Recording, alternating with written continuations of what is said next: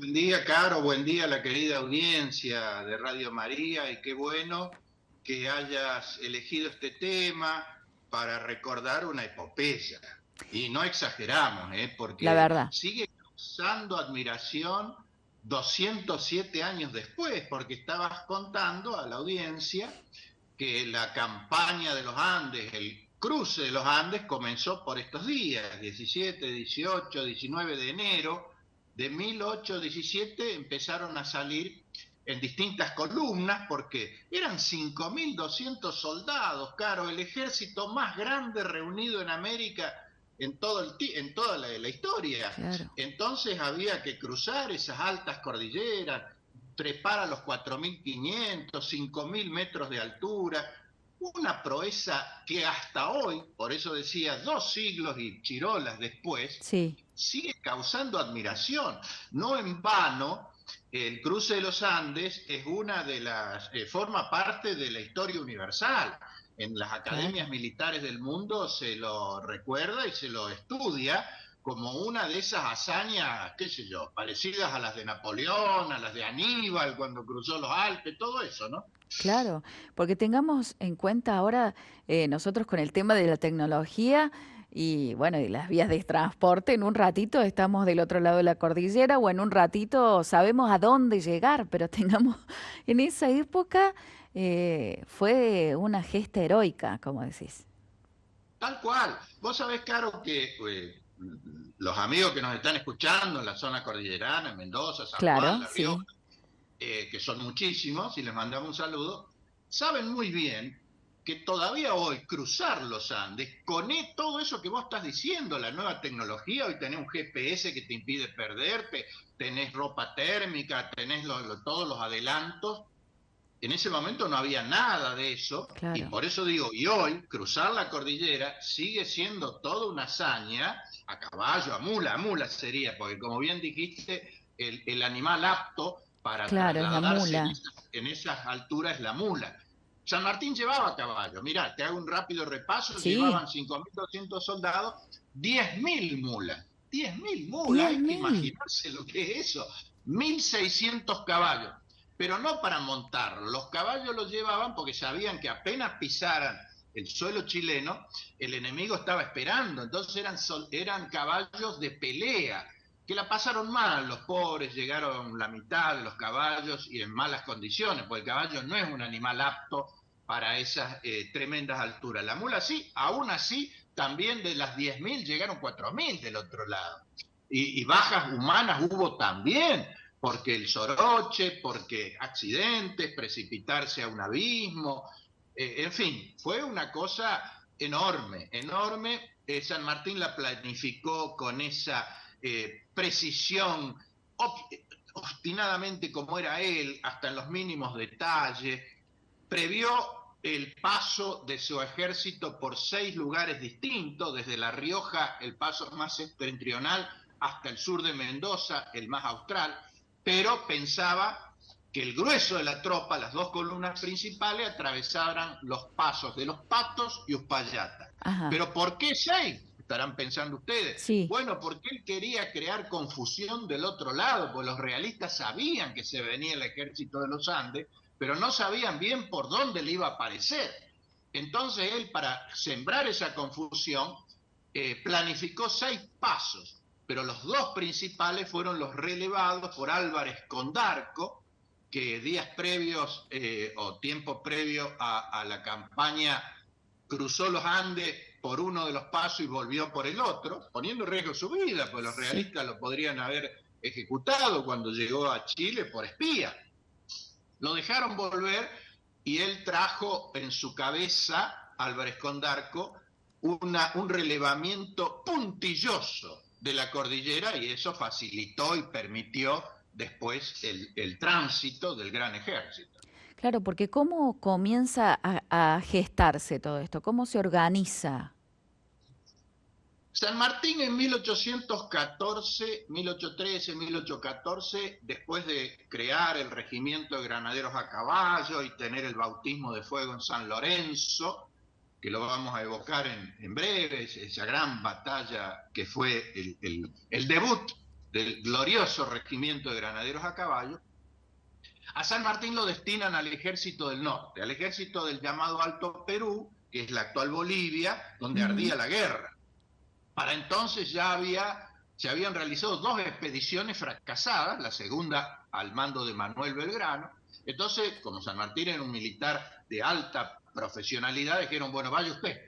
Él va, está en Tucumán, preparando la tercera expedición, aquejado por problemas de salud, pide una licencia y se viene a Córdoba, a Saldán, Sí. a reponerse, pero él ya le daba vuelta en su cabeza que no era esa la vía, la del Alto Perú, Ajá. que una y otra vez las expediciones estaban condenadas al fracaso. Él traía una idea loca, podríamos decir con todo respeto, Sí. que era armar un gran ejército, cruzar la cordillera de los Andes, liberar Chile y después por mar trasladarse al Perú y liquidar la guerra americana con los españoles en Perú.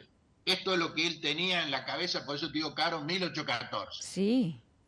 Cuando se repone de su estado de salud y mejora, pasó todo ese invierno, acá en Saldán, en Córdoba, Ajá. pide ser designado gobernador de Cuyo. Bueno, desde Buenos Aires el directorio aprueba y dice, bueno, quiere ir a Cuyo, porque todavía él no había blanqueado que lo que quería en realidad era poner en marcha ese plan fabuloso que tenía en mente. Desde el primer día que pisa Cuyo en 1814, septiembre de 1814, como gobernador, además de las labores gubernativas, de la función, empezó de la nada, Caro, de la Sí. nada, a armar ese enorme ejército. Él recién va a obtener, fíjate vos, la autorización oficial, la aprobación oficial, en agosto de 1816, después de la declaración de la Sí. independencia, cuando el director supremo Juan Martín de Pueyrredón se reúne con él, que ya tenía casi todo armado, para escuchar la exposición que San Martín, en Córdoba fue esa reunión, en la ciudad de Córdoba, y ahí Pueyrredón aprueba, se crea formalmente, o se lo designa formalmente, Ejército de los Andes al contingente que estaba preparando, y se lo designa al general José de San Martín comandante de esa fuerza. Y ahí estamos hablando en agosto, en enero ya se larga la campaña, o sea que él fue desde una idea que solo estaba en su mente a concretarla con un enorme ejército, con todos los pertrechos, con todos los chiches, entre comillas, en el sentido de armamento, vestimenta, adminículos de toda clase para lo que era una travesía enorme, ¿no? Que era cruzar la cordillera, todo Claro. eso, los amigos de Mendoza lo saben muy bien, porque todo eso se hizo en el famoso campamento El Plumerillo, que está ahí Ujú. cerquita de la ciudad, querida ciudad de Mendoza, donde prácticamente se convirtió en una ciudad, porque muchos de los soldados vivían allí. San Martín prácticamente estaba instalado ahí. Ahí funcionaba la fragua de Fray Luis Beltrán día y noche, haciendo cañones, bayonetas, herraduras para los caballos, en fin, todo lo que se iba a requerir. Fue una actividad intensa, hay que cerrar los ojos e imaginar lo que tiene que haber sido eso. Claro, hace 207 años.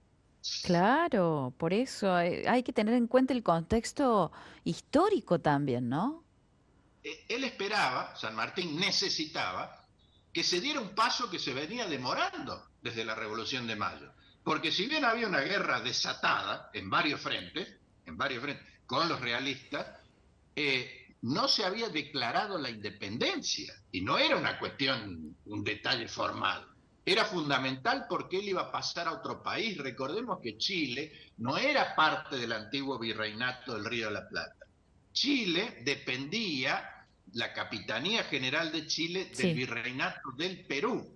O sea que él iba a pasar a una tierra, entre comillas, extranjera. Entonces necesitaba ser o representar a un país independiente, no a una colonia, como todavía en esa zona gris estábamos, porque recién el 9 de julio de 1816 se declara solemnemente la independencia en Tucumán. Sí. Entonces San Martín dijo, listo, ahora sí, ahora Ah, vamos por todo. Entonces, él ya tenía en marcha la organización del ejército, ahí se destraba lo que vos estás diciendo, Caro, el panorama o el paisaje político, digamos, porque ahora había que bancar la independencia, Claro. porque no es que se acabó todo, qué bueno, ahora somos independientes, qué contentos y felices estamos, nos vamos a casa.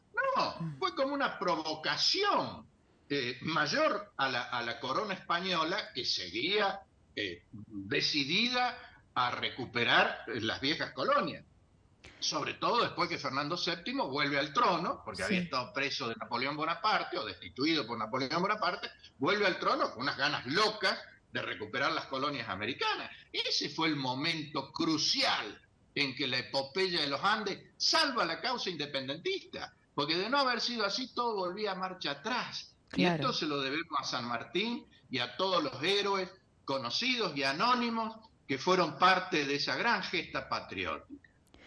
Ahí hacíamos un conteo, digamos, más o menos 5.000 hombres. De esos 5.000 que salieron, ¿cuántos llegaron? Se calcula que las bajas fueron unos 300, que no es poco, ¿eh? No es poco, Mm. porque hay que también, y otra vez, los amigos de la zona cordillerana saben lo que son esas alturas, los estrechos senderos, los ríos torrentosos que corren allá abajo. Cuando uno va por esa zona y mira, por ejemplo, el río Mendoza, que es un caudal increíble, que arrastra todo, después de los deshielos y todo eso, y todo eso hay que salvarlo, hay que cruzarlo. Ellos llevaban todo, llevaban puentes portátiles, claro, Mm. porque había que cruzar en varios cursos esos ríos, en varios lugares, porque el río serpentea. Entonces, por los senderos y por esos pasos cordilleranos, te encontrás varias veces, aún con el mismo río. Esto los mendocinos lo saben de memoria. Él tenía todo previsto, el calzado para sus hombres, porque en las alturas no podés andar en alpargata No, a no, claro. 4.500, 5.000 metros. Entonces, y en esa época no había los borceguíes, los comprabas hoy por internet. Había que hacerlo y todo eso se hizo para que los ponchos, el alimento, Sí, ¿no? el, Y también medicamentos, por ejemplo, ante una infección o ante un accidente que puede llegar a haber. Bueno, nosotros llevaban, unos, agarramos y ya nos tomamos algo, pero llevaban un hospital de portátil, podríamos campaña decir. sería. Claro, de campaña, porque había accidentes, había lo que vos dices, el soroche, que es tremendo, el mal de altura, ¿no es cierto? Sí. Y el propio San Martín era un hombre de salud frágil, tenía muchos problemas de salud el Libertador. Tenía desde problemas respiratorios, de tipo asmático, digamos, en las articulaciones, artritis, pues ya era un hombre mayor, entre comillas, no se rían, pero tenía 39 años y para esa época como militar ya estabas retirado, Claro. porque las campañas eran muy intensas. Él había pasado una larga temporada en España, en Ujú. los ejércitos españoles, y cuando regresa a la Argentina en 1812 tiene 38 años, 34, perdón, y cuando Sí. cruza la cordillera 39, y tenía muchos problemas, inclusive llevaba siempre un brebaje, podríamos decir, a base de láudano, que cuando los dolores de las articulaciones, la artritis, con el frío, a esas alturas, bueno, echaba un trago, porque y tenía su médico personal, el doctor Diego Parisien, que acompañó la expedición y lo atendía. Y lo mismo el hospital de campaña, como vos dijiste, que atendía a los soldados. Había que llevar inclusive hasta el alimento de las bestias, de las mulas y de los caballos, Sí. Sí. reses en pie. Sí. Llevaron como 600 reses en pie para alimentar a la tropa, porque allá arriba no hay nada, ¿eh? No hay ni cómo encender fuego. Así que había que llevar hasta para iniciar el fuego y el alimento de los animales, porque allá, insisto, a esa altura no hay nada. Hay nieve, hay hielo. Entonces todo esto fue previsto con esa meticulosidad que debe ser hoy muy apreciada, porque si no, eso hubiera terminado en un fracaso en lugar de haber sido coronado por el éxito y la gloria que se obtuvo después, ¿no? Esteban, te voy a leer acá un mensaje que me llega y de ahí me surge una consulta que te voy a hacer. Dice, buen día, soy de Rosario y nuestro sacerdote está en estos días acompañando la excursión del cruce de los Andes. Es el padre Julián Escudero, Mariano de la Inmaculada Concepción. Bendiciones, nos dice María Claudia. ¿Había algún sacerdote que acompañara al regimiento? Ex sacerdote, Fray Luis Beltrán, de la Orden de los Franciscanos, fue muy importante en la gesta de San Martiniana, porque fue el que en él confió San Martín que llevara a cabo toda la parte de la logística del parque de artillería y el traslado, Carlos, porque Ujú. Fray Luis Beltrán es el que se encarga de asegurar el traslado, y pensemos, uno dice traslado así ligeramente, Sí, esos cañones pesaban toneladas, eran de hierro puro, entonces imagínate lo que es subir esos riscos, trasladando esas piezas de artillería, así que Fray Luis Beltrán es muy apreciado por San Martín en ese rol, lo mismo que los demás, ¿no? No podemos dejar de mencionar a Las Heras, a Estanislao Soler, a Bernardo O'Higgins, el chileno, el líder chileno que acompañó y fue compadre y camarada de San Martín en toda esta gesta. Por eso digo, hay muchos héroes como los que estamos mencionando y otros anónimos en esa tropa, verdaderos héroes. Uno de los batallones, por ejemplo, Caro, era el de los negros libertos, o sea, los esclavos que eran reclutados en el ejército con la provenza de otorgarles la libertad, y el propio San Martín les reconoce el coraje, la valentía, el patriotismo cuando entraban en combate, los negros libertos, y así soldados o hombres provenientes de todas las provincias, porque casi todas las provincias aportaron gente, sí. sobre todo Mendoza, pero también San Juan, La Rioja, de Buenos Aires despacharon un regimiento de granaderos a caballo. O sea, fue una cosa con un esfuerzo colectivo, digamos, con el aporte de lo que había en ese momento, bajo la dirección suprema de un grande, de un gigante de la historia, que es el general José de San Martín. Pregunto el tema de si algún sacerdote acompañaba, porque creo que en esos momentos el tema del ánimo y la mente humana pueden jugar en contra, ¿no? Y claro, porque hay que tener mucha entereza y confianza. En el caso de los soldados, la mayoría eran católicos porque era muy importante en ese momento la presencia de las distintas órdenes religiosas, el propio San Martín, hombre católico, ni hablar de Belgrano, que otro día hablaremos de Belgrano. Sí, seguramente, sí. Pero te decía, más que nada, la cuestión de fe, además de la fe de los cristianos, de nosotros los cristianos, era la fe y la confianza en el jefe, en el que Ujú. guiaba, porque la gente, la tropa no conocía los detalles, no sabía con qué se iba a encontrar. Entonces había una confianza enorme y eso no es sencillo, eso fue gracias a que San Martín generó desde su autoridad, porque era un hombre muy rígido, muy apegado a los... No olvidemos que era un militar de carrera, que acá no Claro, había muchos, porque sí. acá todavía no había academia militar, el propio Belgrano no era un militar de carrera, tuvo que ir a la guerra porque no quedó otra, se necesitaba que fuera, pero San Martín sí, así que era muy apegado a todo lo que es el rigor, que en ese momento era todavía superior a lo que fue después, y supo, digamos, ejercer esa autoridad, pero a su vez generar una empatía con su subordinado, con su oficialidad, con su Estado Mayor, pero también con la tropa. Por eso ahí está una de las claves del éxito de esa campaña, que de otro modo no se hubiera conseguido. Comienza, decíamos, más o menos 18, 19 de enero de 1817. ¿Culmina?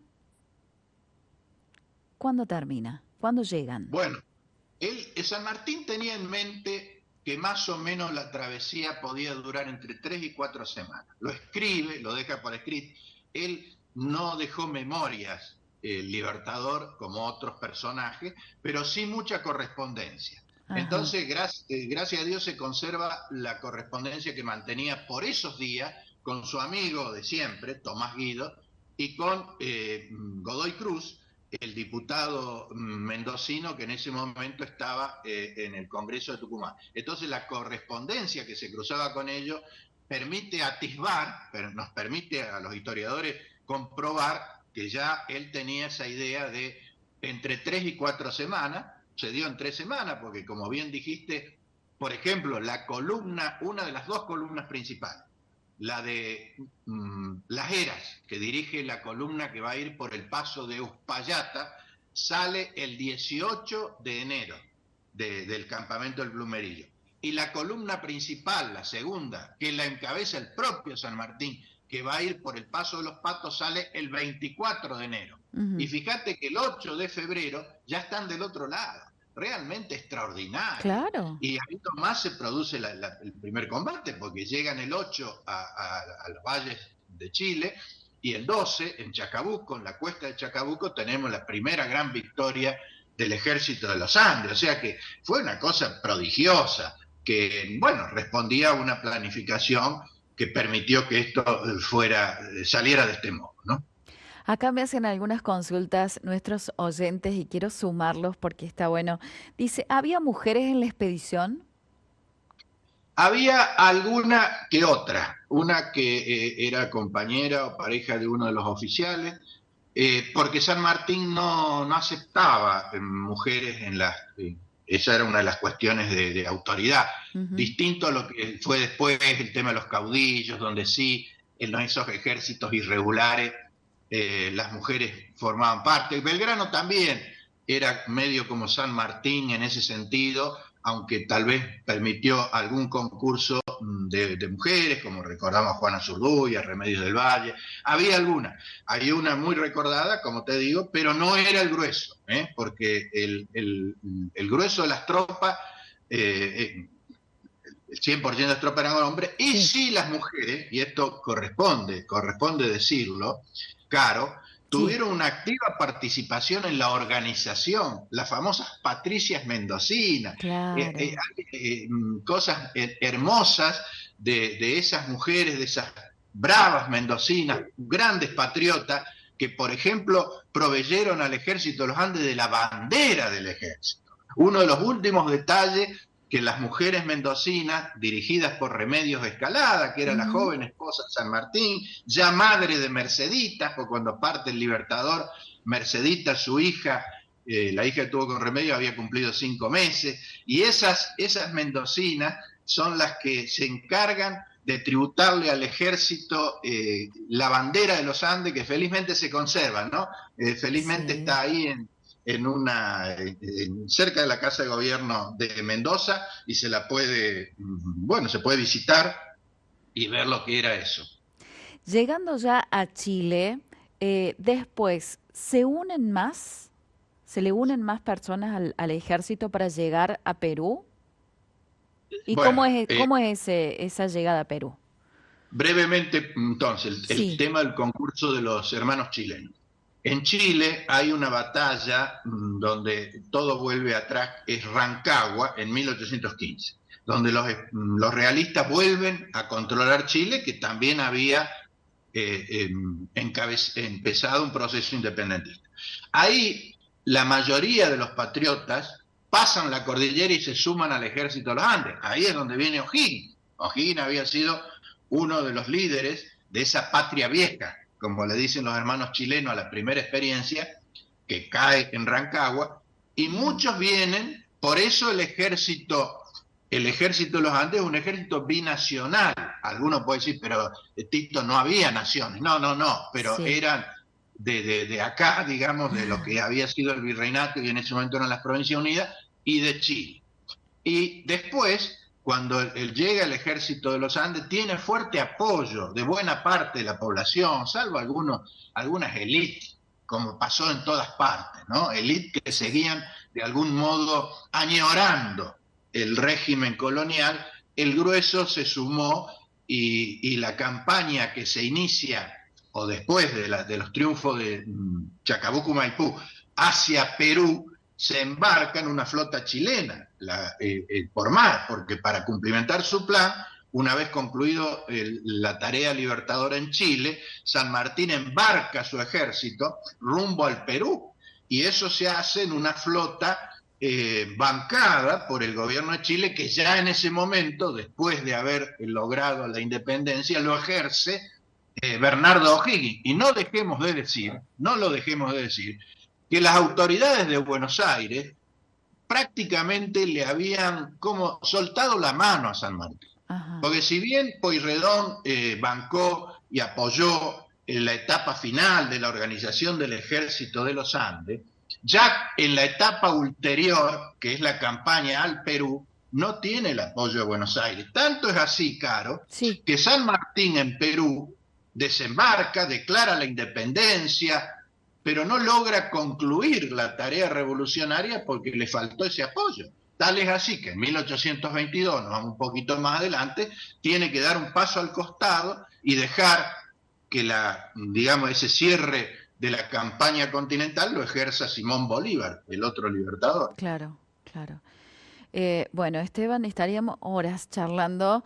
Realmente te agradezco por esta comunicación, a pesar de que hubo algunos tropiezos ahí al comienzo, pero te agradezco por contarnos de una forma tan linda esto del cruce de los Andes, esta gesta heroica de San Martín, y seguramente te estaremos llamando por algún otro temita, alguna otra anécdota histórica para que nos cuentes un poquito más. A disposición, claro, a disposición. Vos sabés bien que soy planta permanente de Radio Muy María. bien. Claro, para Adonones. Así que no, y la tecnología permite estas cosas, lo tenemos a Federico ahí que soluciona los problemas. Sí. Audiencia que espero no se haya aburrido, pero yo te agradezco mucho tus palabras, pero no es mérito mío. El mérito es, o en todo caso, es poder contar algo que realmente es de novela, porque esa gesta, esa epopeya que hoy evocamos, así, de este modo desordenado y probablemente aburrido, merece estar recordada por lo que fue. Y realmente en buena hora si lo que hicimos sirve como granito de arena para saber un poquito más de todo eso. Gracias, Caro, muchas gracias. Gracias a Y vos, feliz Esteban. domingo a toda la querida audiencia de Radio María. Buen día para vos, muchas gracias.